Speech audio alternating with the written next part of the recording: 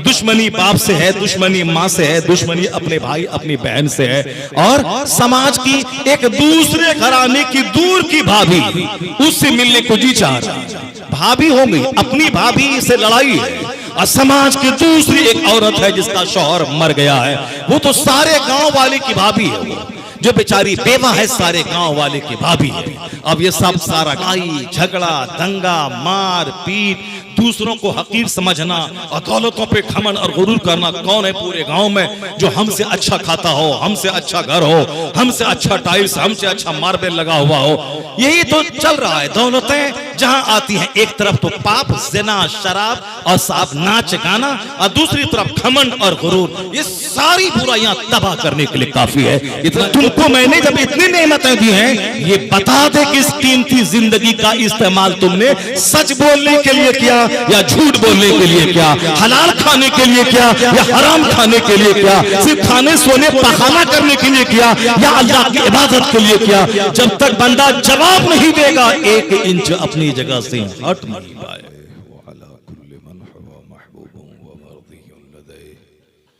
सलातन तबक़ा व तदूम बिदवामिल मलिकिल हय्यिल क़य्यूम व अशहदु अल्ला इलाहा इल्लल्लाहु वहदहु ला शरीक लह व अशहदु अन्ना सय्यदना व मौलाना मुहम्मदन अब्दुहु व रसूलुहु अम्मा बअद फ़अऊज़ु बिल्लाहि मिनश शैतानिर रजीम बिस्मिल्लाहिर रहमानिर रहीम व मा यज़्ज़क्करु इल्ला उलुल अलबाब सदक़ल्लाहुल अज़ीम व सदक़ रसूलुहुन नबियुल करीम। हदीस में आया है कि जो एक बार दरूद भेजता है, अल्लाह उस पर 10 बार रहमत नाजिल फरमाता है। जो रोज़ाना सुबह शाम 10 बार दरूद भेजता है, आक़ाए दो जहां अलैहिस्सलाम क़यामत के दिन उसकी शफ़ाअत करेंगे। और जो रोज़ाना 1000 बार दरूद भेजता है, अल्लाह ताला उसके जिस्म को जहन्नम की आग पर हराम कर देता है। तो इंतहाई अदब और इखलास के साथ अपने नबी, सारी कायनात के नबी, आखिरी नबी पैगम्बर आज़म सल्लल्लाहु अलैहि वसल्लम की बारगाह में दरूद पाक पढ़ें। अल्लाहुम्मा सल्लि अला सय्यदना व मौलाना मुहम्मद मअदनिल जूद वल करम व आलिहि व बारिक व सल्लिम सलातन व सलामन अलैका या रसूलल्लाह। मोमिन की पहचान है कि मोमिन हमेशा दीन इस्लाम की बातें सुनना चाहता है और उस पर अमल करना चाहता है। मोमिन को जब कुछ समझाया जाता है तो वो अकड़ नहीं जाता है, बल्कि नॉर्मल होकर उस बात की सच्चाई को तस्लीम कर लेता है। कुरान शरीफ में आया है कि वज़क्किर फ़इन्न ज़िक्रा तनफ़उल मोमिनीन। ए हबीब, आप समझाइए, समझाना मोमिनीन को फ़ायदा देता है। और कुफ़ार व मुशरिकीन की सिफत है कि जब उनको कहा जाए कि अल्लाह से डरो तो उनको और गुनाह करने की जिद चढ़ जाती है। कुरान शरीफ में आया है कि वइज़ा क़ील लहु इत्तक़िल्लाह अख़ज़तहुल इज़्ज़तु बिल इस्म फ़हस्बुहु जहन्नम। जब उनसे कहा जाए कि अल्लाह से डरो, किन से? कुफ़ार और मुशरिकीन से, तो उनको और गुनाह करने की जिद चढ़ जाती है। तो मोमिन की सिफत है कि मोमिन को जब समझाया जाए तो उनका दिल नर्म हो जाता है, उनके रोंगटे खड़े हो जाते हैं और वो अल्लाह रब्बुल इज़्ज़त की मारिफत की रोशनी अपने दिल में पाता है। लेकिन काफिरों को अगर कहा जाए कि तुम शराब मत पियो तो उसको शराब पीने की और जिद चढ़ जाती है। जब उनसे कहा जाए कि सूद मत खाओ तो उनको और चिढ़ा चिढ़ा कर सूद खाने की जिद चढ़ जाती है। अगर मुसलमान के अंदर भी ये सिफत है, जब उनसे कहा जाए नमाज पढ़ो तो उसको नमाज छोड़ने की जिद चढ़ जाती है, तो समझ जाएं कि ये एक काफिराना सिफत है। एक मुसलमान की सिफत और उनकी शान ये नहीं। मुसलमान को जब कहा जाए कि नमाज पढ़ो, वो सारा काम छोड़कर अल्लाह को सजदा करने के लिए हाजिर हो जाता है। ये मुसलमानियत है। और जलसा जुलूस में जो लोग आकर दीन सीखते हैं और उस पर अमल करते हैं, ये जन्नतियों की पहचान है। जिसको सनीमा हाल में मजा मिलता हो तो समझ जाएं ये जहन्नमी की पहचान है। जिसको हमेशा गंदे लोगों के पास बैठकर झूठ की महफिल सजाने में मजा मिलता हो, समझ जाएं कि जहन्नमियों की पहचान। जहां गुंबद और मीनार हो, ये मस्जिद की पहचान है। और जहां साहब कुफार मुशरिकीन की इबादत गाहों का जो ट्रेडमार्क है, अगर वो हो तो आप समझ जाते हैं कि ये गुरुद्वारा है, ये टेंपल है, ये मंदिर है, ये गिरजाघर है। तो सबकी पहचान अलग अलग होती है। जन्नतियों की पहचान होती है कि जन्नती बिल्कुल सॉफ्ट होता है। समाज में जिसको देखें कि बंदा नर्म है, हार्ड नहीं है, समझ जाएं कि जन्नती। जो सलाम में पहल करता है, समझ जाएं कि वो जन्नती। जो सलाम का इंतजार करता है कि सामने वाला बंदा करेगा तब हम जवाब देंगे, समझ जाएं कि ये मोमिन की सिफत नहीं है, इसका रास्ता अलग है। कुरान में आया है कि इन्नल्लाह ला युहिब्बुल मुतकब्बिरीन, अल्लाह ताला घमंडियों को पसंद नहीं करता है। और जो सलाम में पहल करता है वो घमंड से बरी होता है। अल-बादियु बिस्सलाम बरीउम मिनल किब्र, सलाम में पहल करने वाला किब्र से बरी है, पाक है।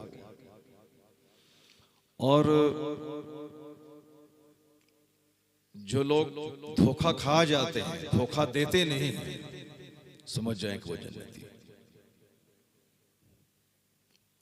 और जो सिर्फ धोखा ही देना जानता है, तो समझ जाएं कि ये जहन्नमियों की पहचान।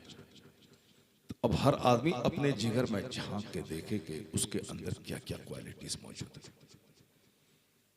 बहुत ज्यादा बहस करने की जरूरत नहीं। लोग सिर्फ अपने अंदर गिरीबान में झांक के देख लें, उसको पता चल जाएगा कि ये जन्नत के लिए पैदा हुआ है, जहन्नम के लिए पैदा हुआ है।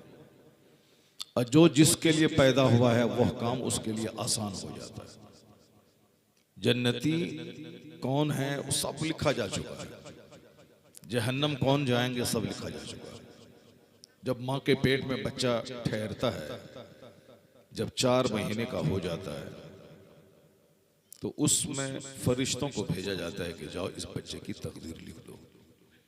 लिखो कि कितना दिन तक जिंदा रहेगा। फरिश्ते उसको लिख देते हैं।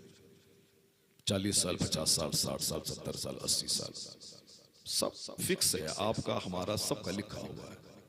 पैदा होने से पहले ही उसको फरिश्ते लिख देते हैं। इसको कितनी रोजी मिलेगी, 1 लाख, 2 लाख, 4 लाख, 10 लाख, 50 लाख, कितना महीना कमाएगा ये। शुरू में गरीब रहेगा, मिट्टी का घर रहेगा, बाद में 10 करोड़ का बंगला बना लेगा। या भी 1000 एकड़ जमीन जोतता है, कल फकीर हो जाएगा। मजदूर का बच्चा है, कल पूरे भारत का बादशाह हो जाएगा। कल चाय बेचता है, फुटपाथ पे रहता है, भारत का बादशाह बन जाएगा। जो भारत का बादशाह है वो सड़क पे भीख मांगेगा। वो सब लिखा जा चुका है। जफ्फल कलम, कलम लिख करके खुश्क हो चुका है। कलम जो तकदीर लिखता है वो सब लिख करके कलम फारिग हो गया है। अब कुछ भी नहीं बचा है जो कलम लिखेगा। जफ्फल कलम, कलम खुश्क हो चुका है। तो जैसा लिखा जा चुका है वैसा हो रहा है। तो अब पता कैसे चलेगा कि इस बंदे को मालदार लिखा गया या इस बंदे को गरीब लिखा गया, या अरबपति बनेगा या खाकपति बनेगा। तो उसके आसार और निशानियां होती हैं, उसकी पहचान होती है। जैसे जन्नती की पहचान, ये हमेशा सोचेगा कि अल्लाह ताला मुझको जन्नत के लिए पैदा किया है, जन्नत का काम करने के लिए। नमाज पढ़ेगा, रोजा रखेगा, हज करेगा, ज़कात देगा, बुराइयों से बचेगा। तो उसकी एक्टिविटीज से पता चलता है कि जन्नती है कि जहन्नमी है। जिसको हमेशा गुनाह करने की लत पड़ी रहती है, मोबाइल चलाना, गंदी तस्वीरें देखना, गाना सुनना, नमाज छोड़ देना, गुनाह के काम करते रहना, गीबत करना, चुगलखोरी करना, दुश्मनी करना, हसद, कीना, कुदरत सीने में पालना, तो समझ जाए कि जहन्नम के लिए पैदा हुआ है। फरिश्ता जो लिख दिया है ये जन्नती होगा या जहन्नमी होगा, नंबर 1। नंबर 2, कितनी उम्र ये पाएगा, 10 साल, 20 साल, 100 साल। नंबर 3, कितनी रोजी इसको मिलेगी। नंबर 4, ये बदबख्त है या खुशबख्त है। ये सब कुछ लिखी जा चुकी है सारी चीजें। अब जो चीजें लिख दी गई हैं वो चीज बंदे के लिए आसान हो जाती है। कुल्लुन मुयस्सरुन लिमा खुलिक़ लह। साहबे कराम ने पूछा कि सरकार, जब कुछ सब कुछ लिख दिया गया है, कौन जन्नत जाएगा कौन जहन्नम जाएगा, फिर ये अमल करना किस काम का। जब सब लिखा जा चुका है कि मैं जहन्नम जाऊंगा जन्नत जाऊंगा, ये काम का क्या मतलब है। तो हुजूर ने फरमाया, काम करते जाओ, जो जिस काम के लिए पैदा हुआ है वह काम उसके लिए आसान बना दिया जाए। यानी जो जन्नत के लिए पैदा हुआ उसके लिए जलसे में आना आसान है। चाहे 1000 शैतान सुस्ती दिलाए, 1000 बोले अरे जाने से क्या होगा, ये सब एक ढकोसला है, सब पैसा का कारोबार है, तो शैतान उसको कोई ना कोई बहाना देके सुला देगा, वो जलसे में नहीं आएगा। लेकिन जिसको जन्नत के लिए बनाया गया तो वो कहेगा कि मेरे अल्लाह की बात होगी, मेरे रसूलुल्लाह की बात होगी, जन्नती लोगों की बात होगी, कुरान हदीस की बात होगी। चलो, जहां कुरान हदीस की बात होती है, रहमतों की बारिश होती है, फरिश्ते उस महफिल को घेर लेते हैं। अगर एक कतरा रहमत का बदन पे पड़ गया तो न जाने कितने करोड़ गुनाहों का दाग धुल जाएगा। तो जन्नती किसी महफिल को मिस नहीं करेगा। हाँ, जहां दुनिया की बात हो, झूठ की बात हो, जैसे नेता लोग सड़क बना देंगे, बिजली बना देंगे, ये कर देंगे, वो कर देंगे, जमीन को आसमान पे पहुंचा देंगे, आसमान को जमीन पे ले आएंगे, तो वहां नहीं जाना चाहिए। और जिसको वहां जाने की लत है, झूठ सुनने की लत है, समझ जाए कि ये बंदा जहन्नम के लिए पैदा हुआ है। जो जलसे में 1 घंटा नहीं बैठता है, 3 घंटे 500 रुपए का टिकट लेके सिनेमा हॉल में बैठता है, समझ जाए कि जहन्नम के लिए पैदा हुआ है। जिसको पेट के लिए 8 घंटे दुकान में बैठेगा, खेत में हल चलाएगा, 12 घंटे फैक्ट्री के दरवाजे पर लाठी लेके दरबानी करेगा 10,000 रुपये महीना में, लेकिन 10 मिनट की नमाज पढ़ने के लिए उसको बोझ मालूम होगा, फजर में 10 मिनट के लिए उठने में बोझ मालूम होगा। 8 घंटे सोएगा, लेकिन वो 10 मिनट का टाइम जिस अल्लाह ने रात बनाकर मेरे लिए नींद की नेमत देकर एहसान किया है, उस रब को सजदा करने में उसको बोझ मालूम होगा। समझ जाए कि जहन्नम के लिए पैदा हुआ। जो बंदा फजर से लेकर जोहर तक 10 घंटे सिर्फ काम करता है और जोहर में उसको 15 मिनट के लिए अल्लाह को सजदा करने में बोझ होता है, समझ जाए कि वो जहन्नम के लिए पैदा हुआ। जन्नती वो है जो 8 घंटे सोएगा और उठने के बाद दुकान फैक्ट्री बाद में जाएगा, सबसे पहले रात बनाने वाले खुदा को सजदा करेगा। अल्लाह ताला अगर रात नहीं बनाता तो बंदा पागल हो जाता। जब बंदा सोएगा नहीं तो पागल हो जाएगा। ये सोना अल्लाह की बहुत बड़ी नेमत है, रात अल्लाह की बहुत बड़ी नेमत है। दिन भर 12 घंटे खूब भाग दौड़ करते हैं, 8 घंटे की नींद, 6 घंटे की नींद लेने के बाद सारी थकावट दूर हो जाती है। बंदा फिर दोबारा पूरी एनर्जी के साथ दूसरे दिन काम करने के लायक हो जाता है। ये अल्लाह की बहुत बड़ी नेमत है, लोग सोचते नहीं। आपको मालूम है कि 1000 में 999 आदमी जहन्नम में जलेंगे। 1000 में 999 लोग। वहां मत कहिएगा कि इतने लोग जहन्नम क्यों चले गए। इसीलिए चले गए कि ये खाते हैं, पीते हैं, पेशाब पाखाना करते हैं, रात में सोते हैं, मगर अल्लाह रब्बुल इज्जत की इबादत नहीं करते हैं। इसलिए 1000 में 999 लोग जहन्नम जाएंगे। हदीस में आया 1000 में 999 लोग जहन्नम जाएंगे, सिर्फ एक बंदा जन्नत जाएगा। जाहिर सी बात है, आजकल मस्जिद में एक बंदा रहता है फजर के टाइम, गांव में 1000 की आबादी है, 999 लोग सोए हुए हैं, एक बंदा मस्जिद में है, तो जन्नत तो एक ही बंदा जाएगा। 999 लोग तो जहन्नम जाएंगे। अल्लाह रब्बुल इज्जत का कुछ भी नहीं बिगड़ने वाला, चाहे सारे लोग शराबी हो जाएं, सारे लोग काफिर हो जाएं, अल्लाह का कुछ नहीं बिगड़ने वाला। अल्लाह तबारक व तआला बंदों को छूट देता है, जैसे चाहना, जैसे जीना है जियो। सिर्फ 1 मिनट का जलजला कभी अल्लाह भेजता है, 10 साल, 20 साल, 25 साल, 50 साल के बाद, हमारे नजदीक 50 साल है, अल्लाह के नजदीक 5 सेकंड है, वो उस जलजले में सारे शहर को जमीन में दफन कर देता है। बुराई होती है, अल्लाह देखता है, लेकिन जब पकड़ता है तो बंदों की बुनियाद काट के रख देता है। जैसे नेपाल की राजधानी काठमांडू लोगों ने ज़िना का अड्डा बना दिया था, मगर अल्लाह ने 10 साल, 20 साल, 25 साल की छूट दी। उसके बाद जब पकड़ा तो लोगों की लाशें सड़ गई, कोई उस लाश को मलबे से उठाने वाला नहीं था। थाईलैंड की राजधानी बैंकॉक, लोग वहां ज़िना करने जाते हैं। दुनिया में आजकल है ही क्या, शराब, ज़िना, इसके अलावा और अब दुनिया में क्या रखा है? गरीब रहना बेहतर है।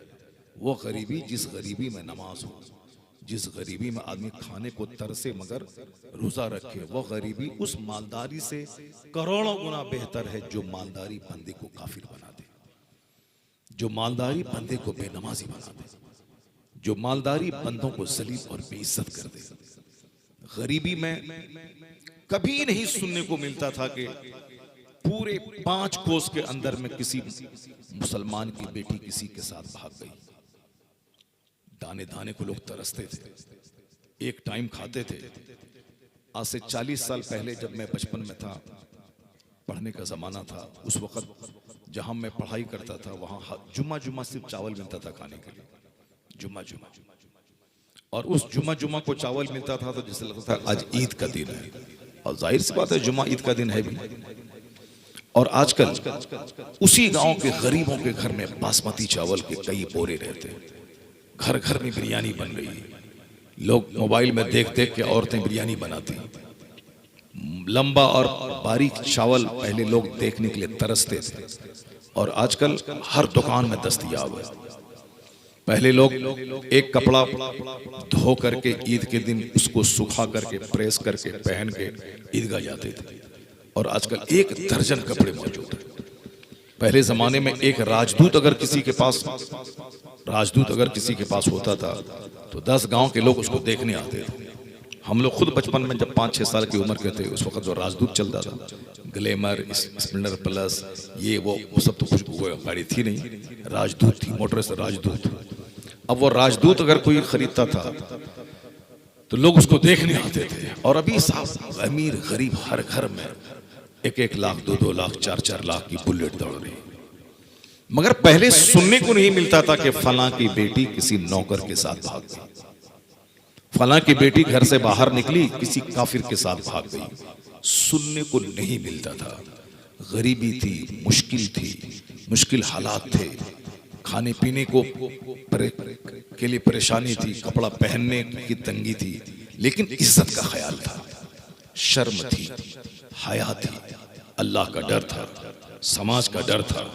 मरने के बाद अल्लाह को मुंह दिखाना है, जन्नत जाना है, क़यामत के दिन हिसाब किताब देना है। पुलसिरात जो बाल से ज्यादा बारीक, तलवार से ज्यादा तेज, उस रास्ते पे चल के आगे जन्नत है। वो पुल जहन्नम के ऊपर में, सबको गुजर के आगे जन्नत में जाना है।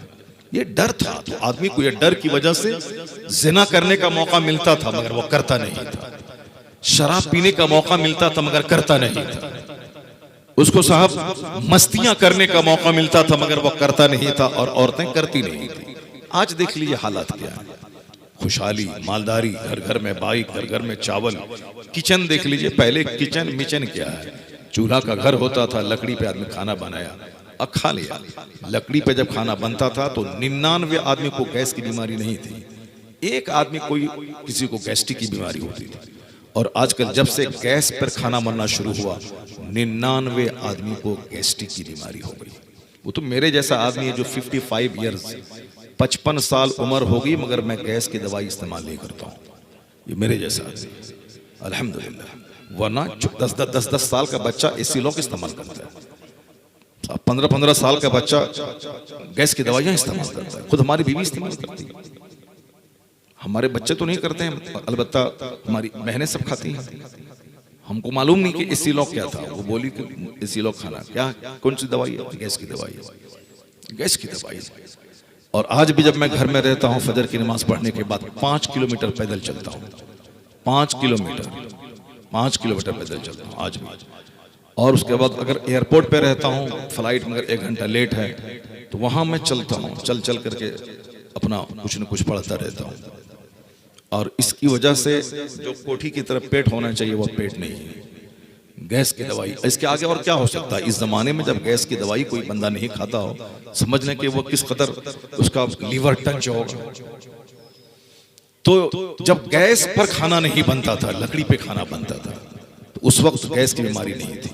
और जब से गैस पे खाना बनना शुरू हुआ, गैस चूल्हे पे, लकड़ी का दौर, कोयला का दौर खत्म हो गया, सब गैस्ट्रिक के मरीज हो गए। और फिर ये मर्ज खत्म नहीं होगा, ये मर्ज उस वक्त खत्म होगा कि ठीक है भले ही गैस के चूल्हे पे खाना बने, लेकिन इस कदर एक्टिव हो रहे कि फजर, जोहर, असर, मगरिब, इशा, 5 नमाज मर्द और औरत खूब इत्मीनान से पढ़े। ऐसा नहीं कि जल्दी से गए बस 2 चोंच मारा और चले गए, नहीं। जोहर में 12 रकात आराम से पढ़े, असर में 8 रकात आराम से पढ़े, मगरिब में 7 रकात आराम से पढ़े, इशा में 17 रकात आराम से पढ़े, फजर में 4 रकात पढ़ने के बाद आधा घंटा 1 घंटा कुरान पाक की तिलावत करे, दरूद शरीफ पढ़े। फिर चाहे खाना गैस चूल्हे पर बने, किसी पर बने, गैस्ट्रिक की बीमारी नहीं होगी। क्योंकि सबसे बड़ी वर्जिश है 5 वक्त नमाज पाबंदी से पढ़ना, सबसे बड़ी वर्जिश है। ये बात हम लोग तो कहते ही थे, मगर इस दुनिया का साइंसदान, इस दुनिया के बड़े बड़े स्कॉलर कहते हैं कि नमाज में जो एक्सरसाइज का तरीका है, हम लोग इबादत कहते हैं, दूसरे पढ़े लिखे साइंसदान लोग उसको एक्सरसाइज के हिसाब से देखते हैं। खड़ा रहना, रुकू में जाना, फिर खड़ा होना, सजदे में जाना, फिर बैठ जाना, फिर सजदे में जाना, फिर खड़ा होना, और खड़े होने के बाद निगाह एक तरफ केंद्रित करना। खड़े हैं तो सजदे की जगह देखना है, अब रुकू में हैं तो पाँव को देखना है, अत्तहियात में बैठे हैं तो गोद में देखना है, सलाम फेरते हैं तो कांधे को देखना है। यानी कंसंट्रेशन। आजकल 1 सेकंड में आदमी 50 बात सोचता है, इधर की उधर की, जहां की तहां की, खूब सोचता रहता है 50 बात। सामने वाला क्या बोल रहा है वो नहीं सुन रहा, दिमाग उसका चल रहा है, ख्यालात पे कंट्रोल नहीं।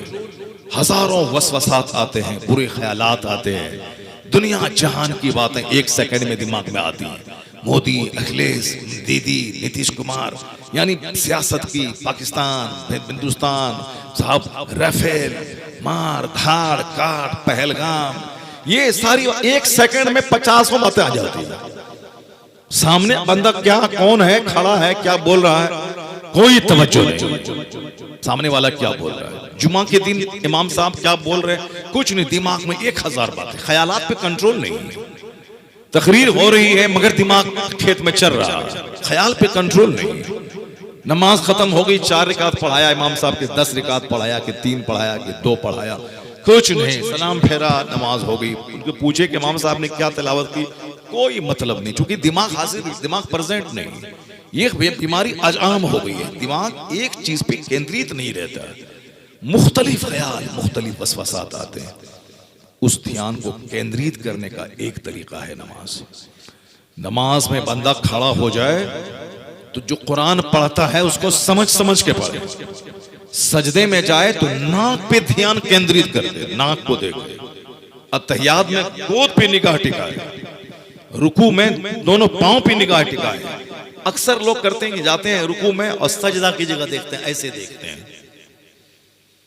कुछ नहीं, न कुछ समझना है, न आलिम से पूछना है कि सजदे में कहां देखें, रुकू में कहां देखें, खड़े होकर कहां देखें, कुछ नहीं, बस जैसे तैसे पढ़ लिया। कोई पूरा पांव फैला दिया, जबकि दोनों पांव के बीच में सिर्फ 4 अंगुल का फासला रहना चाहिए, 4 अंगुल की जगह खाली होनी चाहिए, नहीं है, ऐसे फैला दिया पूरा, जैसे तैसे खड़े हो गए। पानी टपक रहा है, पूरा आस्तीन समेटे हुआ है, जैसे कोई कुश्ती लड़ने, बहादुरी करने जा रहा है, जबकि अहकमुल हाकिमीन के दरबार में जा रहा।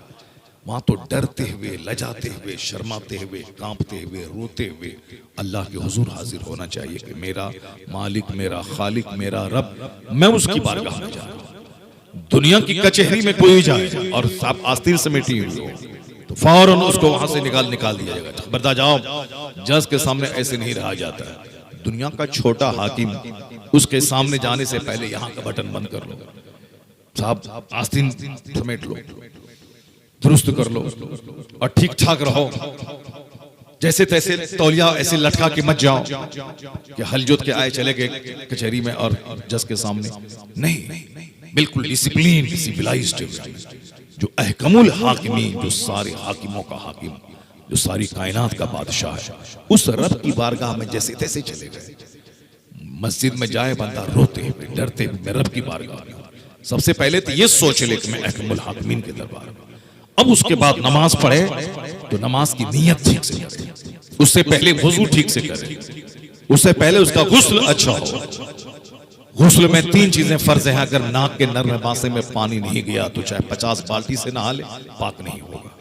अगर दांत के तमाम जड़ों में और हल्क तक पानी नहीं पहुंचा, 100 बाल्टी से नहा ले, गुस्ल नहीं होगा। सर से लेके पांव तक पूरे जिस्म में बाल बराबर कोई जगह सूखी रह गई तो नमाज गुस्ल नहीं होगा, बंदा पाक नहीं होगा। तो गुस्ल ठीक से करे, वजू ठीक से करे, और नमाज में जब खड़ा हो तो डरते हुए अल्लाह की बारगाह में खड़ा। अब वो ठीक से नियत करे। नियत करने के बाद जो नमाज के तरीके हैं, नमाज में जो चीजें शर्त हैं, जो चीजें नमाज में फर्ज है, जो चीजें नमाज का रुकन है, उन सारी चीजों की जानकारी रखते हुए नमाज पढ़े, नियत करे। जो पढ़ता है सना, उस पर नजर रखे, उसका मीनिंग जान ले, अल्हम्द का मीनिंग जान ले। जो सूरत मिलाना है कम से कम नहीं पूरा कुरान तो कम से कम 10 सूरतों के मानी या 4 ही सूरत के मानी याद कर ले, और जब नमाज में पढ़े तो उसके मीनिंग पर नजर रहे। जबान पे क़िरात दुरुस्त हो। पेट पालने के लिए आदमी 10 साल तक बंदा काम सीखता है कि ऐसे नल फिल, ऐसे नॉट वोल्ट फिल करना है, ऐसे करना है, ऐसे करना है, ऐसे पंचर बनाना है, ऐसे हवा डालना है, ऐसे मशीन ठीक करना है। अगर उसमें थोड़ा सा उलट पुलट हुआ तो गाड़ी नहीं चलेगी। अब 10 साल तक काम सीखता है, फिर उसके बाद बंदा काम करता है, तब पैसा कमाता है। पैसा कमाता, खाता पीता है, फिर मौत आ गई, मर गए, कब्रिस्तान चला जाता है। तो पेट पालने के लिए इतना काम, इस कदर दिमाग लगाना पड़ता है। जहां खरबों साल जन्नत में रहना है, जहां अब महासंख्यों बरस, जहां मौत ही नहीं है। दुनिया में तो अरबपति बादशाह है, उसको भी मरना है, और जो बेचारा भीख मांगता है, फुटपाथ पे सोता है, उसको भी मरना है। मगर मरने के बाद की जो दुनिया है, वहां तो मौत ही नहीं है। वहां तो सदा या तो आग में जलना है, सदा या तो बाग में टहलना, या तो आराम है, जन्नत है, या तो जहन्नम है। और कोई कह ही नहीं सकता कि मैं जन्नत जाऊंगा ही, कोई नहीं कह सकता है। क्योंकि बंदा सारी जिंदगी नेक रहता है, मरने से पहले पहले जहन्नमी ऐसा काम करता है, जहन्नमी हो जाता है। सारी जिंदगी आदमी गलत काम करता है, मगर मरने से पहले तौबा करके नेक बन जाता है। तकदीर उस पर, जो तकदीर लिखी हुई है वो उस पर गालिब आती है, और बंदा जन्नती जैसा काम करके जन्नत चला जाता है। इन्नमल अमालु बिल खवातीन, अमाल का दारो मदार खात्मे पर है, यानी उसका अंत कैसा होता है उस पर है। इसलिए बंदा हमेशा नमाज रोजा करके डरता रहता है, रोता रहता है, या अल्लाह मेरी मौत ईमान की हालत में देना, बुरी हालत में मुझे मौत मत देना, बुरी मौत के फितने से बचाना। मकान बना लिया, 50 खरब रुपए का, पखाना रूम में जाके मर गया, शराब पीते हुए मर गया, झूठ बोलते हुए मर गया, सूद खाते हुए मर गया, कलमा नहीं पढ़ के कुफ्र करते हुए मर गया। क्या वो अंजाम तो गलत हुआ, चला गया जहन्नम। मकान बनाने से क्या होगा? सारी जिंदगी किराए में रहा, अपना घर नहीं बनाया, लेकिन कलमा पढ़ते हुए मौत हो गई। तो अपना घर बनाता तो भी मरना था, किराए में रहना तो भी मरना था, लेकिन कलमा पढ़ के मरा, तो अब सदा के लिए खरबों साल की जन्नत में पहुंच गया। और वो जन्नत जहां तक निगाह जाएगी, वहां तक एक जन्नती का अपना घर होगा। वहां जन्नत छीनी नहीं जाएगी, सदा जहां तक निगाह जाएगी वहां तक जन्नती का अपना घर होगा। सोने चांदी की ईंट से बना हुआ मकान, हीरे जवाहरात की जमीन होगी, मुश्क और कस्तूरी पे गारे पे ईंट को जोड़ा गया होगा। वो बीवियां जन्नत में मिलेंगी जो थूक दे तो सातों समंदर का नमकीन पानी मीठा हो जाए। वो जन्नती बीवियां अगर झलक दिखला दे दुनिया वालों को, सारे लोग खूबसूरती को देखकर बेहोश हो जाए। वो अल्लाह ने नेमतें तैयार करके रखी, क्योंकि हम लोग जन्नत का चर्चा ही नहीं करते हैं। कुरान शरीफ में जन्नत का चर्चा भरा हुआ। जब जन्नत का चर्चा डेली घर में होगा, तब ना बंदा जन्नत जाने की तलब उसमें पैदा होगी, जन्नत जाने का शौक पैदा होगा। वो नमक रोटी खाए कि भूखा रहे, जन्नत पे नजर रहेगी, सारा गम हल्का हो जाएगा। एक बहुत बड़े बुजुर्ग गौसे आजम के रज़ियल्लाहु ताला अन्हु के सिलसिले के एक बड़े शेख थे। वह शेख अपने मुरीदों से कहते थे कि बेटा सिर्फ 2 बात याद रख लेना, 50-100 किताब पढ़ने की जरूरत नहीं, सिर्फ 2 बात याद रख लेना, और तुम इन्हीं दोनों बातों को याद रखने की वजह से तुम नेक बन जाओगे। ये 2 बातें तुम्हें गुनाहों से बचाएंगी, ये 2 बातें तुम्हें नेकियों का शौक दिलाएंगी। यही सिर्फ 2 बात याद रख लेना। वो 2 बातें क्या थी? एक बात ये थी कि बेटा हमेशा ये दिमाग में रखना कि जन्नत से बढ़कर नेमत कहीं नहीं है। और ये बात बिल्कुल सही है। दुनिया में चाहे आप गोवा में कमाइए कि दिल्ली में कमाइए कि अमेरिका में कमाइए, 50 करोड़ डेली कमाइए, मगर आदमी सोने की ईंट का घर नहीं बना पाएगा। हिंदुस्तान में सबसे बड़ा मालदार मुकेश अंबानी, खरबों महासंखों की दौलत है, सोने चांदी की ईंट का घर उसके पास भी नहीं है। पूरी दुनिया का मालदार बिल गेट्स, अमेज़न कंपनी का मालिक अमेरिका का, उसके पास भी सोने चांदी की ईंट का मकान नहीं है। टाटा, बिरला, जिंदल, मित्तल, ये सब दुनिया की बड़ी बड़ी कंपनियां हैं जिसके पास हजारों लाखों वर्कर काम करते हैं, खरबों में खेलने वाली कंपनी, उसके ओनर के पास भी सोने चांदी की ईंट का मकान बना हुआ नहीं। लेकिन एक अदना दर्जे का जन्नती जिसको अल्लाह ने जन्नती बना दिया, वो सोने चांदी की ईंट से बना हुआ मकान, और छोटा मोटा मकान नहीं, 1 एकड़ 10 एकड़ में नहीं, जहां तक निगाह जाएगी वहां तक उस जन्नती का अपना घर होगा। सुभान अल्लाह, सुभान अल्लाह। नात सुनने में तो बहुत मजा आता है आपको, बहुत सुभान अल्लाह कहते हैं, बहुत रुपया देते हैं। जहां जन्नती की बातें हो रही, जिंदगी संवारने की बातें हो रही, जो सीने का जंग साफ करने की बातें हो रही, दुनिया का घमंड मिटाने की बातें हो रही, वहां न बदन में हरकत होती है, न ज़बान से सुभान अल्लाह निकलता है, और न ही कोई वज्द की कैफियत होती है। शैतान बहुत चालाक है। शैतान ने कसम खा लिया है कि हम ए अल्लाह तेरे बंदों को जहन्नम में डाल देंगे। शैतान कसम खा लिया। तो अल्लाह ने क्या कहा? जो तेरी बात मानेगा उसको तेरे साथ हम जहन्नम में डाल देंगे। जब शैतान ने अल्लाह से कहा कि हमको छूट दे दे ताकि वह तेरे बंदों को, हम तो काफिर हो ही गए, जहन्नमी हो ही गए, कम से कम इतनी छूट दे दे कि हम दूसरों को जहन्नमी बनाए, तो अल्लाह ने कहा कि ठीक है जाओ, तुमको मैंने छूट दे दिया। अब शैतान बोला हम तेरे बंदों को बहकाएंगे, उसको जहन्नम पहुंचा देंगे। तो अल्लाह ने कहा जो मेरा बंदा तेरी बात मानेगा उसको भी तेरे साथ जहन्नम में डाल दूंगा। तो शैतान तो 24 घंटे ही फिराक में है, इसी जुस्तजू में है कि कैसे आपको जहन्नम में डाल दें। सजदा छोड़वा के जहन्नम में डाल दें या रियाकारी का सजदा करवा के जहन्नम में डाल दें, गाना सुनवा के जहन्नम में डाल दें या गाने की लज्जत नात में लेकर के जहन्नम में डाल दें। शैतान तो हमेशा चाहता है, हम तो सुनते हैं नात सुन रहे हैं, लेकिन नात वो जो नात आदमी को आशिक रसूल बना दे, नात वो जो बंदे को 5 वक्त का पक्का नमाजी बना दे, नात वो जो सुनने के बाद हुजूर की सुन्नतों पे चलने का जज्बा पैदा हो जाए। मोहब्बत का तकाजा होता है गुलामी करना, जिससे मोहब्बत है उसकी पसंद का ख्याल रखना। तो हुजूर से सच्ची मोहब्बत रखना ये ईमान की जान है। तो जो सच्ची मोहब्बत जब हुजूर से होगी तो वह दाढ़ी काफिरों की तरह नहीं रखेगा, हुजूर की तरह रखेगा। वह लिबास काफिरों की तरह नहीं पहनेगा, वो आका अलैहिस्सलाम की तरह लिबास पहनेगा। वो उठना बैठना, खाना पीना, चलना फिरना, बाथरूम जाना, वहां से निकलना, लेटना जागना, सारा काम हुजूर की सुन्नत के मुताबिक वो करेगा। क्योंकि मोहब्बत नकल चाहती है, मोहब्बत पैरवी चाहती है। मोहब्बत का तकाजा है कि जिससे मोहब्बत की जाएगी उसकी बात मानी जाएगी। एक तरफ नाफरमानी करें और दूसरी तरफ बोले कि हमको मोहब्बत है, ये झूठा दावा है।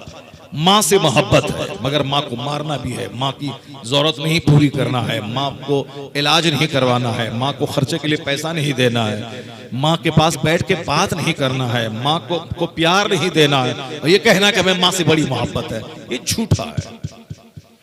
उसी तरह हुजूर सल्लल्लाहु अलैहि वसल्लम से मोहब्बत का मतलब हुजूर की सुन्नतों पे अमल करना, हुजूर की बातों को मानना, हुजूर ने जिस जो काम करने कहा है वो करना, जिससे मना किया है उससे रुक जाना। आका अलैहिस्सलाम ने जो कपड़ा पहनने कहा है वो पहनना, और आका ने जिस कपड़े से मना किया उसको नहीं पहनना। क्या मतलब? मर्दों को मना किया गया है कि तुम लाल रंग का कपड़ा मत पहनना, और आजकल लाल रंग का कपड़ा पहनने के मर्द को एक साफ फैशन बन गया मर्द का। मर्द लिबास पहने और निस्वानी लिबास ना पहने, औरत की तरह ना पहने, उस मर्द पे लानत है जो मर्द औरतों की तरह लिबास पहने, जो औरतों की तरह कपड़ा पहने और औरतों की तरह जूता पहने, औरतों की तरह बाल रखे। आजकल देखें मर्दों में लंबा बाल रखने और उस बाल को रबड़ से बांधने का एक नया ट्रेंड चला हुआ, उस पर लानत है। क्योंकि हुजूर ने कहा है उस मर्द पे, उस औरत पे जो मर्दों की तरह मुशाबहत रखें, या वो औरत जो मर्दों की तरह, या वो मर्द जो औरतों की तरह मुशाबहत रखें, उस पर अल्लाह के फरिश्तों की लानत है उस पर। और जिस पर अल्लाह की लानत हो कभी उसकी जिंदगी में बरकत और रहमत नहीं होगी। लानत है तो उस पर बरकत कहां से हासिल होगी? औरतों को कहा गया तुम औरत बन के रहो, मर्द बनने की कोशिश मत करो। न मर्दाना जूता पहनो, न मर्दाना कपड़ा पहनो, बल्कि औरतों की तरह चप्पल पहनो। यहाँ देखें आजकल औरतें मर्दाना जूता इस्तेमाल कर रही हैं, इसीलिए ज़नाकारी बढ़ गई। औरतें चुस्त लिबास पहन रही हैं, इसीलिए ज़नाकारी बढ़ गई। औरतें कपड़ा पहनने के बाद भी ऐसा लगता है जैसे कपड़ा ही नहीं पहनी, यानी जो बदन का कलर होता है, जैसे कोई औरत गोरी नारी है, बदन का रंग उसका जो है गोरा है, अब वो इसी तरह का, इसी कलर का वो कपड़ा पहनती है ताकि कपड़ा पहनने के बाद भी हम नंगी दिखें। जो बदन का कलर है इसी कलर का कपड़ा पहनती है, चुस्त कपड़ा, चुस्त पायजामा, जिसके पहनने के बाद अगर एक नजर पड़ जाए तो ऐसा लगता है जैसे कपड़ा ही बदन पे नहीं है। वो इस कलर का पसंद इसीलिए करती हैं ताकि कपड़ा पहनने के बाद भी हम लोगों की निगाहों में, मर्दों की निगाहों में नंगी दिखें, ताकि हमको वह बार बार देखे। अब बार बार देखे और तन्हाई में मौका मिले तो 5 लड़के मिलके हमको गिरफ्तार कर ले, अब पांचों बारी बारी से उससे ज़िना करें, अब फिर बेइज्जती से बचने के लिए उसको ज़बह करके नदी में डाल। आज हिंदुस्तान का कौन सा अखबार है जिस अखबार में इस तरह की खबर न छपती हो, जबकि सबको मालूम है कि निर्भया के केस में 5 लोगों को फांसी की सजा होगी। जिसने उस लड़की के साथ रात में बस पे रेप किया था और इतना जख्मी किया था कि 40 दिन के बाद उसकी डेड बॉडी सिंगापुर से वापस आई, सारा हिंदुस्तान हिल गया था। उसके मुजरिम को, 5 मुजरिम को फांसी की सजा दी गई, लेकिन उसके बाद भी रोजाना केस आ रहा है। हर अखबार में इस तरह के केस है। कोचिंग सेंटर में लड़की का किडनैप किया गया, उसको रास्ता तन्हा जा रही थी, अगवा कर लिया गया। अगवा करने के बाद उसको ले जाया गया, वहां 5 लड़कों ने बारी बारी से रेप किया और ज़ब्ह करके उसको फेंक दिया। अभी मोदी जी का जो क्षेत्र है बनारस, जहां के वो एमपी है, वहां 23 लड़कों ने मिलकर के एक लड़की के साथ रेप किया और कई दिन तक करता रहा रेप। अब ये बताएं कि वो केस सारा हिंदुस्तान जान रहा है, क्या दिल पे लोगों के गुजरता होगा। रोजाना इस तरह के केस आ रहे हैं। इस तरह के केस में भले ही मर्दों की जिम्मेदारी है कि इसको निगाहें नीची रखना है, इसको बाहया रहना है, इसको औरतों के पीछे नहीं जाना है, लेकिन इसमें ज्यादातर रोल बेपर्दगी का है, ज्यादातर रोल चुस्त लिबास का है, ज्यादातर रोल खा करके, मोटी हो करके, चुस्त लिबास पहन के सारा बदन दिखाने का है, ताकि लोग आगे भी देखें और पीछे भी देखें और पकड़ें और रेप करें और कत्ल कर दें। पूरी दुनिया में रेप बढ़ गया। कहते हैं कि औरतें सुरक्षित हैं, कहां सुरक्षित औरतें हैं? औरतें कहीं सुरक्षित रहेंगी? एक टेबल पर 18 साल का लड़का, 18 साल की लड़की, वो दोनों पढ़े और दोनों सुरक्षित कैसे रह जाए? कभी नहीं होगा। एक जनरल डब्बे में बंबई में मर्द औरत दोनों मिलकर सफर करें, इस कदर रश बंबई में लोकल ट्रेन में, औरतों के लिए अगर स्पेशल डब्बा ना हो, औरत मर्द एक साथ रहें तो औरतों की आबरू का बचना मुश्किल है।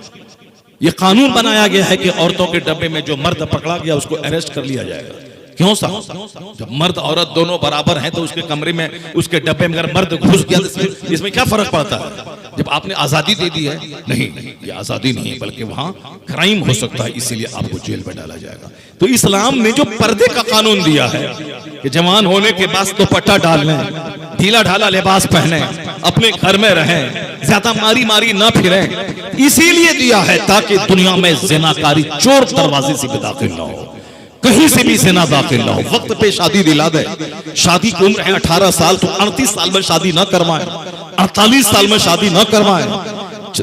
पढ़ाई के नाम पे, इंजीनियर डॉक्टर बनाने के नाम पे 48 साल में शादी हो रही है, और इधर चोर दरवाजे से क्लास फ्रेंड के साथ और साथ बॉयफ्रेंड के साथ कोचिंग सेंटर पे जाने क्या क्या गुल खिलाए जा रहे हैं। इस्लाम के कानून के खिलाफ चलने की वजह से दुनिया में शराब और ज़िनाकारी आम हो गई। एक तरीका है, कोई कोर्ट, कोई कचहरी, कोई पुलिस नहीं रोक पाएगी। एक रास्ता है कि अल्लाह का डर दिल में बिठा दिया जाए कि कोई देखे ना देखे, मेरा खुदा देख रहा है। तो फरिश्ते कांधे पे वो देख रहे हैं, जमीन सीसी कैमरा की तरह मेरी गतिविधि को नोट कर रही है। अगर ये इस्लाम का बुनियादी अकीदा मजबूत हो जाए तो कोई कचहरी कोर्ट ना भी रहे, 90% क्राइम का खात्मा हो जाएगा।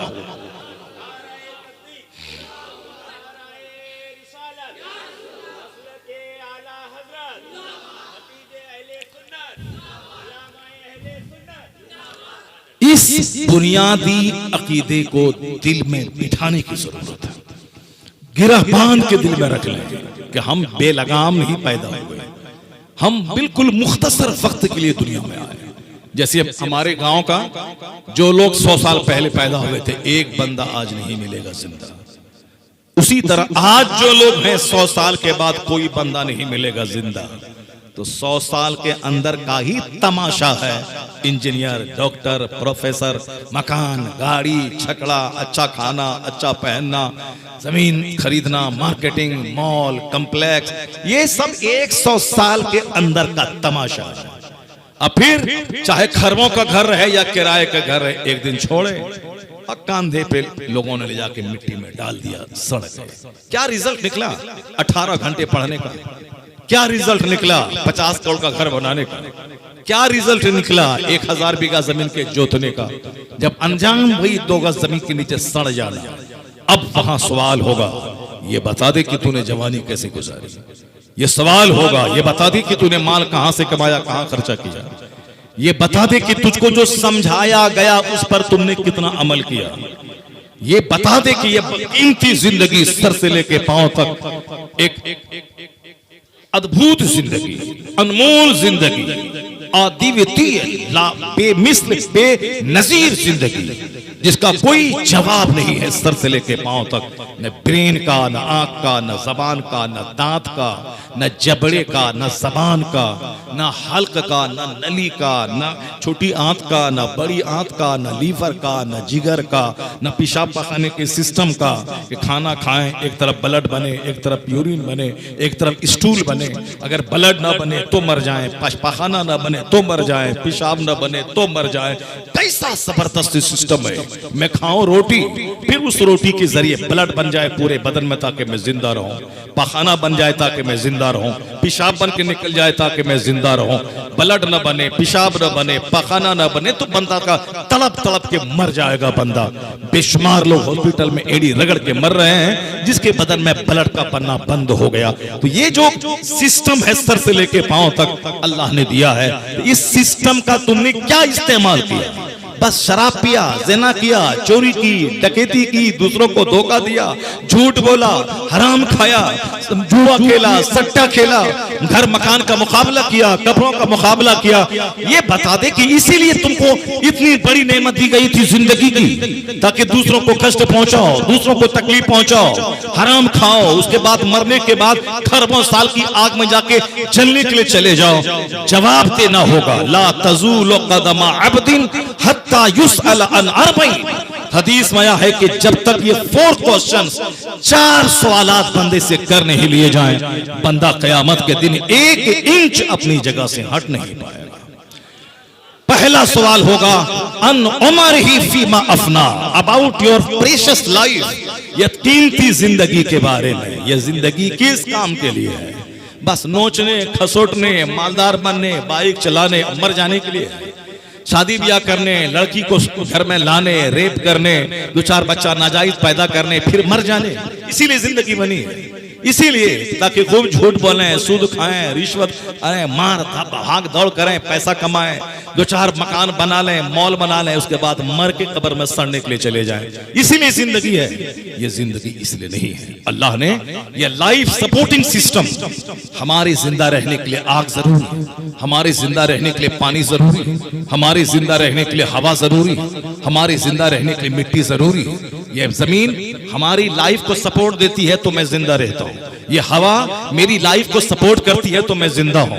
ये आग मेरी जिंदगी को सपोर्ट करती है, मैं जिंदा हूँ। ये सारी नेमतें मेरे लिए अल्लाह ने बनाई। ये रात हमारे जिंदा रहने के लिए जरूरी, ये सूरज हमारे जिंदा रहने के लिए जरूरी, ये रात के सितारे चांद हमारे जिंदा रहने के लिए जरूरी, ये जानवरों का गोश्त, उसका चमड़ा हमारे जिंदा रहने के लिए जरूरी, ये जमीन के फसलें हमारे जिंदा रहने के लिए जरूरी, ये माँ की छाती का दूध ये हमारे जिंदा रहने के लिए जरूरी, ये भैंस और गाय का दूध ये हमारे जिंदा रहने के लिए जरूरी, ये सब्जियां, ये मछलियां, ये समंदर की मछलियां ये हमारे जिंदा रहने के लिए जरूरी, ये पानी ना खारा पानी ऊपर जाके वहां से बरकत वाला पानी बन के नीचे गिरना, फिर हैंड पाइप के जरिए उस मीठे पानी को निकाल के पीना, ये हमारी लाइफ को सपोर्ट करने के लिए जरूरी है। ये सारी चीजें लाइफ सपोर्टिंग सिस्टम है। यानी मेरे जिंदा रहने के लिए हवा, पानी, आग, सूरज, चांद, सितारे, नदी, नाले, डेजर्ट, गोश्त, सब्जी, फल, फ्रूट्स, आम, जामुन, लीची,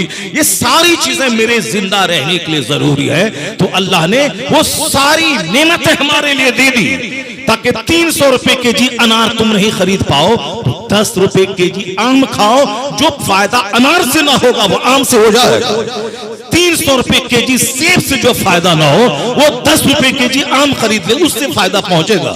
आम के मौसम में आम, लीची के मौसम में लीची, जामुन के मौसम में जामुन, ये जामुन लाजवाब, संतरा लाजवाब, ये अमरूद लाजवाब, ये पपीता लाजवाब, ये खीरा लाजवाब, ये मूली लाजवाब, ये सारी चीजें, ये साग लाजवाब, जो 50 केजी गोश्त में ताकत नहीं है, लीवर को मजबूत करने की कैपेसिटी वो साग में है, वो झिंगली में है, वो साहब घेरा में है, वो हरी सब्जियों में है। ये सारी चीजें तुम्हारे लिए, तुम्हारे जानवर के लिए ये घास है ताकि तुम्हारा जानवर घास खाएगा, वह जानवर फिर दूध देगा, उसको तुम खाओगे, तुम खा के जिंदा रहोगे। तो जानवर के लिए घास और तुम्हारे लिए धान और चावल, तुम्हारे लिए पौधे, ये सब अल्लाह ने उगाए ताकि तेरा जिंदा रहना आसान हो जाए। तो तुमको मैंने जब इतनी नेमतें दी हैं, ये बता दे कि इस कीमती जिंदगी का इस्तेमाल तुमने सच बोलने के लिए किया या झूठ बोलने के लिए किया, हलाल खाने के लिए किया या हराम खाने के लिए किया, सिर्फ खाने सोने पखाना करने के लिए किया या अल्लाह की इबादत के लिए किया। जब तक बंदा जवाब नहीं देगा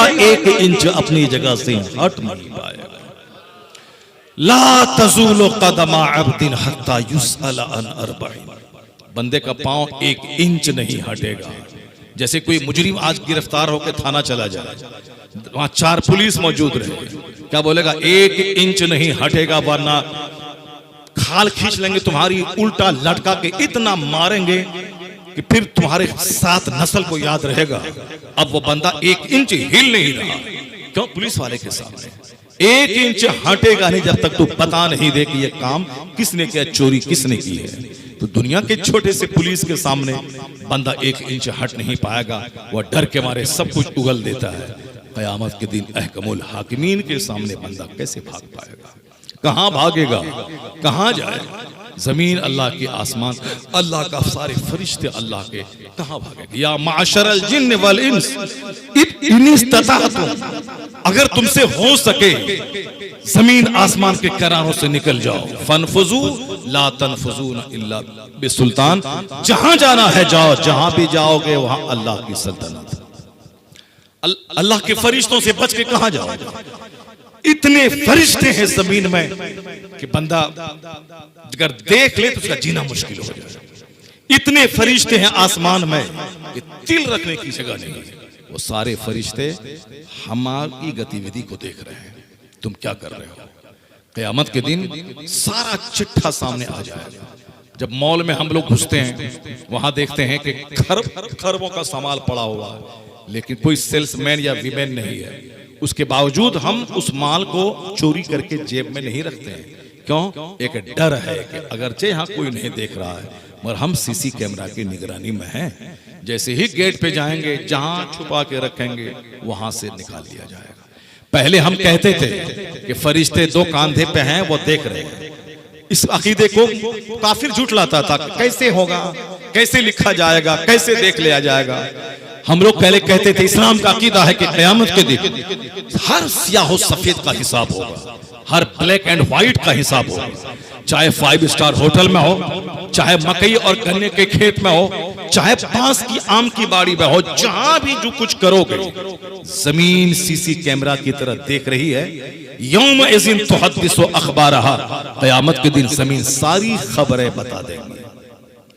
ये जिस्म हमारा सर से लेके पांव तक, आंख, जबान, हाथ, पांव, ये सारे पार्ट्स मेरे काम की निगरानी कर रहे हैं। क़यामत के दिन अल्लाह जबान को सील्ड कर देगा। मौका नहीं देगा कि तू अपनी तरफ से सफाई पेश करोगे, ये नहीं किए थे तो वो नहीं किए थे तो ऐसे किए थे। कुछ नहीं, जो किए थे हाथ से वह हाथ बोलेगा क्या किए थे। जिस पांव से चले थे किसी औरत के घर की तरफ ताकि उसको देखें, आंख सेकें, अब मिले तो मुस्कुरा के बात करें, हाथ मिलाएं, होटल में जाके साथ बैठ के खाएं, मौज मस्ती करें, जिसकी तरफ चले थे ये पांव गवाही देगा। मौलाना से मिलने जाते तो कुरान सुनते, मौलाना से मुलाकात करने जाते तो नमाज, रोजे, हज, ज़कात की बात सुनते, अपनी माँ के पास जाते तो माँ का चेहरा 10 बार देखते तो 10 हज का सवाब मिल जाता। बाप के पास बैठते, बाप का चेहरा देखते, 50 बार देखते 50 मिनट में तो 50 हज का सवाब मिल जाता। मगर माँ के पास तो जाने का मन नहीं करता, बाप को तो देखने का मन नहीं करता। दुश्मनी बाप से है, दुश्मनी माँ से है, दुश्मनी अपने भाई अपनी बहन से है। और समाज की एक दूसरे घराने की दूर की भाभी, उससे मिलने को जी चाह रहा। भाभी हो गई, अपनी भाभी से लड़ाई है। और समाज की दूसरी एक औरत है जिसका शौहर मर गया है, वो तो सारे गांव वाले की भाभी है। वो जो बेचारी बेवा है, सारे गांव वाले की भाभी है। अब ये सब सारा गांव वाला उसके पास जाए और भाभी भाभी कह करके निगाहों को सेके, और जरा सा मौका मिल जाए तो फिर रेप करे, बुराई करे, ज़िना करे, क्योंकि उसका शौहर नहीं है, कोई रखवाला नहीं है। और क्या करेगा? अपनी माँ, अपनी बहन, अपनी भाई, अपने भाई से दुश्मनी और गैरों से दोस्ती है। वहां जाना, कोई देखे न देखे, जान ले कि ये हाथ और पांव गवाही देंगे क़यामत के दिन। अल यौम नख्तिमु अला अफ़वाहिहिम व तुकल्लिमुना ऐदीहिम।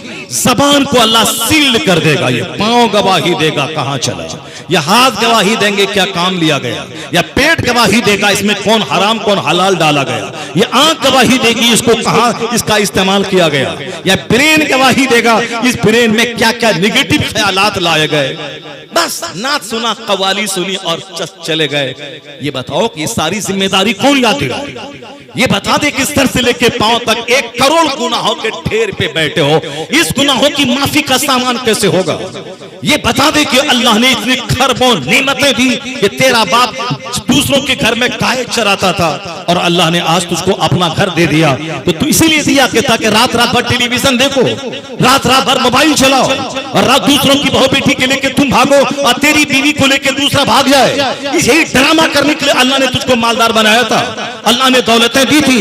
एक एक नेमत का सवाल क़यामत के दिन होगा। मोमिन वो है, पहले जब गरीब था अल्लाह ने आज खुशहाल बनाया, तो मोमिन वो होता है खुशहाली बढ़े तो इबादत बढ़ जाए, इबादत बढ़ जाए, ज़कात बढ़ जाए, खैरात बढ़ जाए और सदक़ात बढ़ जाए, यानी दौलत बढ़ती जाए, जन्नत का काम बढ़ता चला जाए। असल ये होना चाहिए। यहां है दौलत बढ़ती जाती है, जहन्नम का काम बढ़ता चला जाता है। लड़ाई झगड़ा, दंगा, मार पीट, दूसरों को हकीर समझना और दौलतों पे घमंड और गुरूर करना। कौन है पूरे गांव में जो हमसे अच्छा खाता हो, हमसे अच्छा घर हो, हमसे अच्छा टाइल्स, हमसे अच्छा मार्बल लगा हुआ हो? यही तो चल रहा है। दौलतें जहां आती हैं, एक तरफ तो पाप, ज़िना, शराब और साफ नाच गाना, और दूसरी तरफ घमंड और गुरूर। ये सारी बुराइयां तबाह करने के लिए काफी है। इतना जान ले कि जबान को अल्लाह सील कर देगा। ये सारे पार्ट्स आपके विरोध में गवाही देंगे। इसलिए वो दिन तो आना ही है मौत जैसे आना तय है, चाहे हम हजार उछलें कूदें नाचें गाएं, मगर मौत तो आना है। मौत जब आना तय है तो मौत के बाद हिसाब किताब भी तय है, मौत के बाद जन्नत जहन्नम भी तय है, मौत के बाद पुलसरात भी तय है, मौत के बाद नेकी और बदी का तौला जाना ये भी फिक्स है। जब मौत फिक्स है तो हिसाब किताब भी फिक्स है, जन्नत जहन्नम भी फिक्स है। तो बेवकूफ है वो जो इस दुनिया की जिंदगी को जहन्नम जाने के लिए इस्तेमाल करे। अक्लमंद है वो मुख्तसर सी जिंदगी को नेकियों में गुजार दे, ताकि दुनिया का 100 साल सुख मिले ना मिले, कम से कम जन्नत में अरबों खरबों महासंख्यों साल का सुख अल्लाह ताला अता फरमा। ज़ुय्यना लिल्लज़ीना कफ़रुल हयातुद दुनिया, कुरान शरीफ में आया है, the life of this world has been furnished decorated for disbeliever and they laugh at believer. यानी अल्लाह फरमाता है कि दुनिया की जिंदगी काफिरों के लिए अल्लाह ने सजा दिया, इसीलिए अल्लाह मुसलमानों के मुकाबले में मुशरिकीन को ज्यादा दौलतें दी। खूब शराब पिए, खूब ज़िना करे, खूब नाचे कूदे गाए। अपनी बीवी में तो अब मजा नहीं मिल रहा है, अब तो सबको दूसरों की बीवी में मजा मिल रहा है। बेंगलोर और बंबई जैसे शहर में, कोई शहर है वो रहने का शहर है, वो गांव देहात भी आज रहने का है। जो बुराइयां शहर में नहीं, उससे ज्यादा खतरनाक घटिया किस्म की बुराइयां गांव देहात में। गरीबों में जो, अमीरों में जो बुराइयां नहीं, वो बुराइयां गरीबों में। गरीब पे हज फर्ज नहीं था, वो तो जन्नत कूद के चला जाता। गरीब पे ज़कात फर्ज नहीं थी, वो तो जन्नत कूद के चला जाएगा। गरीब पर कुर्बानी वाजिब नहीं, वो तो जन्नत कूद के चला जाएगा। गरीब पे सदक़े फित्र वाजिब नहीं, वो जन्नत कूद के चला जाएगा। आया है हदीस में कि मेरी उम्मत के जो फुकरा जो नमाज पंजगाना पाबंदी से पढ़ते हैं, क्योंकि नमाज अमीर गरीब सब पर फर्ज है, उसमें पैसा कौड़ी नहीं लगता है, सबको पढ़ना। लिबास नहीं तो नंगे पढ़ो, अपने घर के अंदर गड्ढा खोद के पढ़ो, मगर माफ नहीं है। खड़ा ना हो सके तो बैठ के, बैठ ना सके तो लेट के, लेट ना सके तो इशारे से, किसी हालत में नमाज माफ नहीं है। ना औरत के लिए माफ है, ना मर्द के लिए माफ। बच्चा छोटा है, बच्चा छोटा है तो बच्चा पैदा मत कर मगर नमाज पढ़, ये है, बच्चा पैदा मत कर मगर नमाज पढ़। कयामत के दिन बच्चा तुझको नहीं बचाएगा। और ये भी गलत बात है कि बच्चे की वजह से नमाज पढ़ने की फुर्सत नहीं मिलती है। मैंने तो उस औरत को भी मैंने देखा है तो मगरिब की नमाज पढ़ के बैठी है, दर्द शुरू हुआ है, ईशा से पहले पहले बच्चा पैदा हो गया। मैंने तो वो औरत देखी है, वो औरत कोई दूसरी, वो औरत मेरी माँ है। मगरिब की नमाज पढ़ने के बाद बैठी है, दर्द शुरू हुआ, ईशा से पहले पहले बच्चा तवल्लुद हो गया। बेशुमार औरतें, लाखों औरतें ऐसी। साहब यहाँ सब पैसे का तमाशा है। 5 महीना पहले से हर महीने की टेस्टिंग चल रही है, और तो डेट दिया है डॉक्टर ने 25 जनवरी, तो 1 जनवरी से हॉस्पिटलाइज कर दिया ताकि डेली टेस्ट हो। और उसके बाद फिर क्या हो, डॉक्टर बोलेगा बच्चा मर जाएगा अगर सीजरिंग नहीं करवाओगे, या तो बच्चा मर जाएगी अगर सीजरिंग नहीं करवाओगे। तो फिर ये जब सीजरिंग ही करवाना है तो ये 9 महीने का टेस्टिंग का क्या मतलब हुआ? जब सीजरिंग ही करवाना है, ये 15 दिन से हॉस्पिटल में भर्ती करवाने का क्या मतलब है? जब सीजरिंग ही करवाना है तो हर महीने इंजेक्शन लेने का क्या मतलब है? जो सीजरिंग करना ही है तो फिर उसके लिए इतनी दवाइयां, डॉक्टर, मेडिकल चेकअप और टेस्ट, ब्लड, यूरिन, स्टूल, ये सब टेस्ट की क्या जरूरत है? जब नमाज नहीं पढ़ोगे और अल्लाह की इबादत नहीं करोगे तो टेस्टिंग भी देना होगा और सीजरिंग भी करवानी होगी। जो औरत पाबंदी से 5 वक्त नमाज पढ़ती है, तिलावत करती है, अपने बदन को हरकत में रखती है, अपने काम काज खुद करती है, अपने आप को गुनाहों से बचाती है, तो उसको बगैर टेस्टिंग के ही नॉर्मल डिलीवरी घर में हो जाती है। और जहां अल्लाह का डर नहीं, खाना है सिर्फ सोना है। शौहर बेचारा बंबई में रेडी चलाए कि मजदूरी करे, दूसरों से ऑर्डर लेने, मजदूर के जरिए काम करवाने, फिर पेमेंट लेने में जिल्लत रुसवाई झेलने, सेठ के सामने खड़े होकर जलील होने। यहाँ तो पैसा लेके आया तो एसी लगाने, पर्स खरीदने, माल खरीदने, गोश्त मछली खाने, गाड़ी स्कूटी खरीद के जाने तो बड़ा मजा आता है। लेकिन ये माल आता कहाँ से, कैसे आता है? हमारे शौहर को कितनी जिल्लत, कितनी रुसवाई, कितना दर्द, कितनी तकलीफ उठानी पड़ती है, कोई एहसास नहीं है। बस सिर्फ पैसा है, अपना मौज मस्ती करना है, कमाना है। पैसा बढ़ जाए तो इबादत बढ़ा दे, तिलावत बढ़ा दे, जिक्र बढ़ा दे, रोजाना 1000 बार कलमा पढ़, 1000 बार दुरूद पढ़, तो तेरा बेटा शराबी, पापी, अल्लड़, माँ बाप की छाती पे बैठ के मारने वाला ही पैदा होगा। जब दुरूद और जिक्र तुम करोगे तो तेरा बेटा वली पैदा होगा, तो पैदा होगा, अब्दाल पैदा होगा। सरकार गौसे आजम की मां सर से लेके पांव तक नेकियों का मुजस्समा थी। बाप ने क्या बोला था? ये मेरी बेटी गोंगी, बैरी, लूली, लंगड़ी, अपागीज है। वो थी हुस्न जमाल की मुजस्समा, लेकिन इसलिए कहा था कि जबान से कोई गलत बात अब तक नहीं बोली है, आंख कोई गलत काम अब तक नहीं देखी है, पेट में हराम गजा नहीं गई है, हाथ से कोई क्राइम जुर्म का काम नहीं हुआ है, सिर्फ नेकी ही नेकी से इबारत है सारी जिंदगी। और जब माँ ऐसी हो, अब बाप रात भर सजदा और दिन भर जिहाद, तो फिर क्या हुआ? ये दोनों माँ बाप जब आपस में मिले, तब बेटा वलियों का सरदार अब्दुल कादिर जिलानी बन के दुनिया में पैदा हुआ। ऐसा नहीं होता कि चले चले पूरब और काबा पहुंच जाए। ऐसा नहीं होता कि खाएं हराम और बच्चा वली पैदा हो जाए। ऐसा नहीं होता है कि ना नमाज पढ़े ना रोजा रखें और बच्चा कुतुब पैदा हो जाए। नहीं होता। जैसी जमीन वैसी फसल, जैसा दरख्त वैसा फल। जब बाप थे मौला अली, जिहाद सजदा, जब माँ थी फातिमा ज़हरा, रात भर सजदा और दिन भर शोहर और बच्चों की खिदमत और नमाज़े पंजगाना की पाबंदी, तब उसको का बच्चा तारीख रचने वाला इमाम हसन इमाम हुसैन पैदा हो गए। जब बाप थे ख्वाजा सैयद गयासुद्दीन और माँ थी रात भर मुसल्ले पर बैठकर अल्लाह अल्लाह करने वाली, जब वह हामिला हुई तो उसके पेट का बच्चा रात भर कलमा पढ़ता था। उस कलमा की आवाज उसकी माँ सुनती थी। तो फिर बच्चा कौन पैदा हुआ? बच्चा वही पैदा हुआ जो 90 लाख काफिरों को कलमा पढ़ाने वाला मोइनुद्दीन अजमेरी की शक्ल में पैदा हुआ।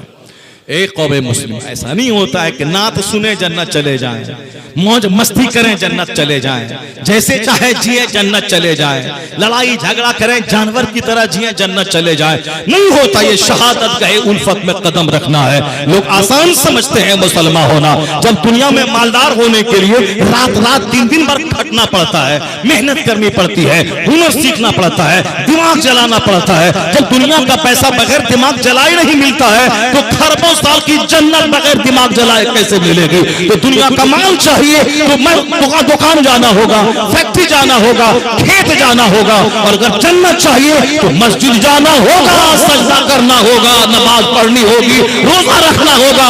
खेत गए बगैर फसल नहीं पैदा होती, तो मस्जिद गए बगैर भी जन्नत नहीं मिलती।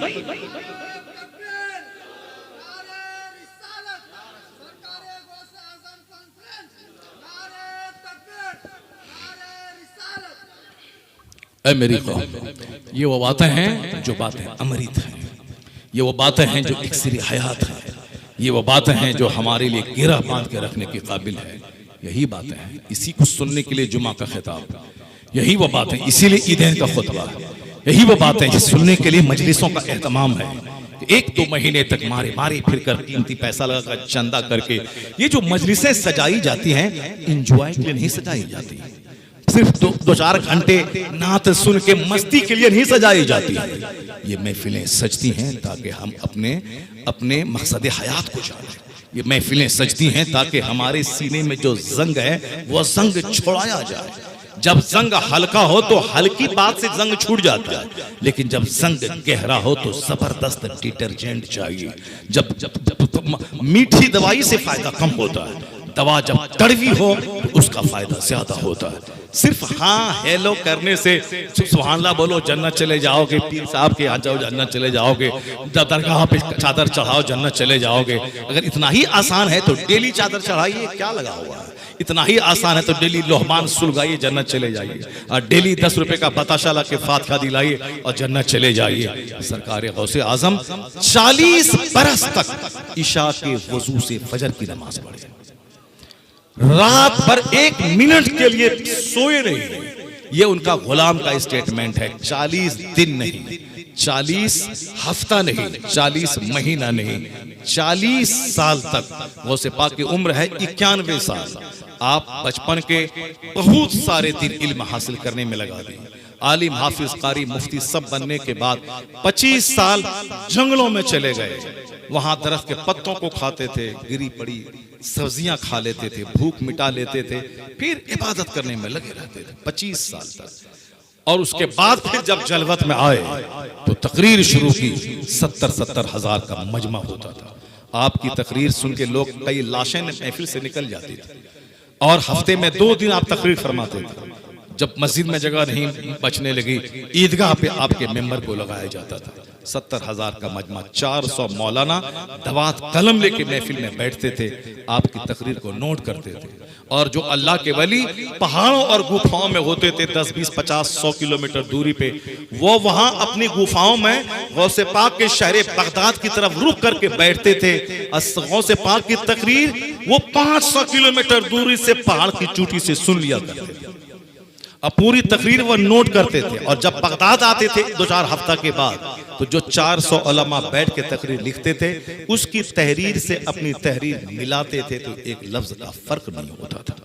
बस खाना पीना, शादी ब्याह, मौज मस्ती, 2-4-10 देख खाना बनाना, साहब हंडा बनाना खिलाना, सोचना छोड़ दिए कि ये जो काम कर रहे हैं ये काफिरों का काम है कि या मुस्तफा के गुलामों का काम है। जो हल्दी की रस्म है ये कहां से आई? चोर दरवाजे से, काफिरों के यहां से आई। डीजे गाना ये सब काफिरों के यहां से आई। ये साहब टेंट फेंट में पैसा बर्बाद करना हुजूर की सुन्नत है। मस्जिद में हुजूर ने अपनी बेटी फातिमा की शादी कर दी। और जब मस्जिद में बेटी की शादी हुई तो उस बेटी का इनाम क्या मिला? हसन और हुसैन जैसा शहीद मिल गया। और जब आज डीजे बजा के शादी होती है, हल्दी की रस्म में एक लड़के को हल्दी उसकी भाभी लगाती है, ये हराम। एक लड़के को हल्दी उसकी चचेरी बहन लगाती है, सख्त हराम। एक लड़के को हल्दी उसके समाज की लड़कियां लगाती हैं, ये हराम। सिर्फ माँ लगाए तो चले, सिर्फ अपनी खास खाला, चचेरी खाला नहीं, अपनी खास खाला जो माँ की बहन है वो लगा दे हाथ में तो ठीक है। अपनी खास फूफी वो अगर बदर में हल्दी लगा दे तो ठीक है, क्योंकि फूफी से निकाह हराम है, जिससे निकाह हराम है वो लगा दे। भाभी से निकाह हो सकता है भाई के मरने के बाद या तलाक के बाद। चची से निकाह हो सकता है चचा के मरने के बाद, तलाक के बाद। मामानी से निकाह हो सकता है मामू के मरने के बाद या मामू के तलाक के बाद। तो जिससे निकाह हो सकता है उसका बदन उसके बदन पे डालना हराम है। चाहे चची लगाएं तो भी हराम है, चाहे ममानी लगाएं तो भी हराम है, चाहे भाभी लगाएं तो और सख्त हराम है, सन बहन लगाएं तो सख्त हराम है, अपनी चचेरी मचेरी कचेरी फुफेरी बहन लगाएं, कजिन, ये सब भी हराम है। ये बताइए क्या तमाशा होता है हल्दी के नाम पे? कहां से रस्म आ गई? 2-4-10 साल में फिल्म से रस्म आ गई, काफिरों के यहाँ से रस्म आ गई। हमारे यहाँ की रस्में वो नहीं थी कि हमारी गाढ़ी कमाई सिर्फ शैतान को खुश करने में खर्च हो। शादी सिंपल हो ताकि निकाह इतना आसान हो जाए। कोई लड़की 18 साल से ऊपर कुंवारी नहीं रहे, न कुंवारी रहेगी न ज़िनाकारी होगी। कोई लड़का 18 साल के बाद कुंवारा न रहे, न कुंवारा रहेगा न ज़िनाकारी होगी। और जब निकाह में ताखीर होगी कि लड़का मिले नौकरी वाला या लड़की मिले हूर परी जैसी, या शादी में खर्च करने के लिए 2-4-10-50 लाख और करोड़ रुपए रहे तब होगी शादी, तो ज़िना तो होगा, रेप तो होगा। साहब 18 साल में शादी करनी थी, 38 साल में शादी हो रही है, या 10 साल जो 20 साल डिले हो रहा है, उसमें क्या होगा? चोर दरवाजे से वहां क्या होगा? वहां माने हम अद्वियात खाई जाएगी, एबॉर्शन करवाया जाएगा, घर वालों को पता तक नहीं चलेगा, चोर दरवाजे से हमल गिराया जाएगा, दवाई खाई जाएगी, निरोध इस्तेमाल किया जाएगा, प्रॉपर्टी का इस्तेमाल होगा, मेडिसिन खाई जाएगी, और ताकि मस्ती भी करें और फिर हमल भी न ठहरे, ताकि समाज के लोगों को पता न चले कि इसकी बेटी ने ये जुर्म किया है। जब बार बार हमल गिराने की दवाई खाई जाएगी तो फिर क्या होगा? बच्चादानी का कैंसर होगा। जब कैंसर से पीड़ित हो जाएंगी तब उनकी शादी होगी, 50 लाख की धूमधाम वाली शादी। वह कार्ड छपेगा, वह धूमधाम से डेकोरेशन होगा, वह 10 दिन से शादी की तैयारी होगी और सारे रिश्तेदार आके नाचेंगे गाएंगे और झूमेंगे। और उसके बाद पता चला जब वह खंखड़ बन के 38 साल की उम्र में शौहर के पास गई, पता चला कि इनको तो बच्चादानी का कैंसर है। ये बताएं जब बच्चादानी का कैंसर हो तो कौन लड़का उसे कबूल करेगा? फिर तो सारी जिंदगी तबाही की नजर हो जाएगी। और फिर इसी तरह रोते बिलखते हुए सिसकते हुए और भी बर्दाश्त न हो तो जहर खा के मरते हुए। कौन कहा था अपनी जवानी का गलत इस्तेमाल करना? कौन कहा था मौज मस्ती करना और फिर मस्ती को छुपाने के लिए दवाई खा के कैंसर को दावत देना? कौन कहा था? इसलिए और तुम माल खरीदो, मकान बनाओ, गाड़ी खरीदो और उसी के मुकाबले में रह जाओ, बाल बच्चों को छोड़ दो, चाहे वो स्कूल कॉलेज की पढ़ाई के नाम पे ज़िना करें, हमल गिरवाएं, एबॉर्शन करवाएं, 10 लड़कों की गोद में झूलें, और शादी के बाद भी जब वो लत लगी रहे तो शौहर के घर छोड़ के वो दूसरों के साथ भाग जाएं, और फिर अब जब उसकी तरबियत का ख्याल ना करोगे तो फिर बच्चे बर्बाद होंगे और तुम दौलत कमाने और मकान बनाने में लगे रहो। हुजूर ने कहा था 1400 साल पहले कि एक बाप अपनी औलाद को जितना तोहफा देता है, अच्छा अदब सिखाने से बेहतर कोई तोहफा नहीं।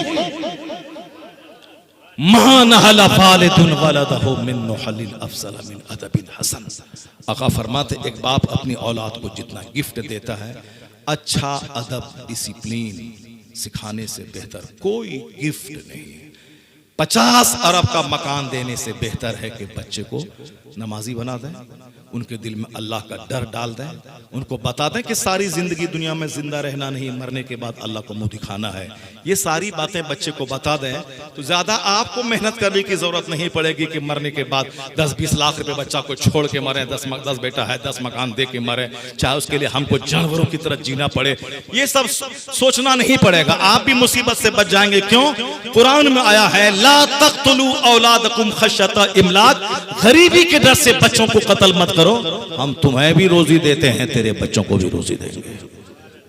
और यह तजर्बा बोलता है कि जो ज्यादा फिक्रमंद रहा रोजी के बारे में, अल्लाह उसको दाने दाने को तरसा और तड़पा देता है। और जो अल्लाह पर भरोसा करता है, वमन यतवक्कल अलल्लाह फहुव हस्बुह, जो अल्लाह पर भरोसा करता है अल्लाह उसके लिए काफी हो जाता है।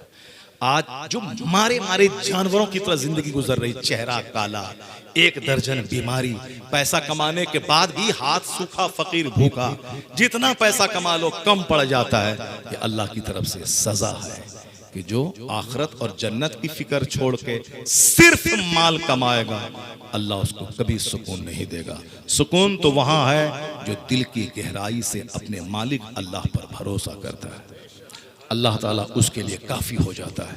हजरत अनस को 100 बेटे थे, कभी चेहरे पे मलाल नहीं हुआ, खुश थे, मस्त रहते थे, इबादत करते रहते थे। क्यों? यकीन था कि जो अल्लाह 100 बेटा दिया है वही 100 बेटों को रोजी देने वाला है।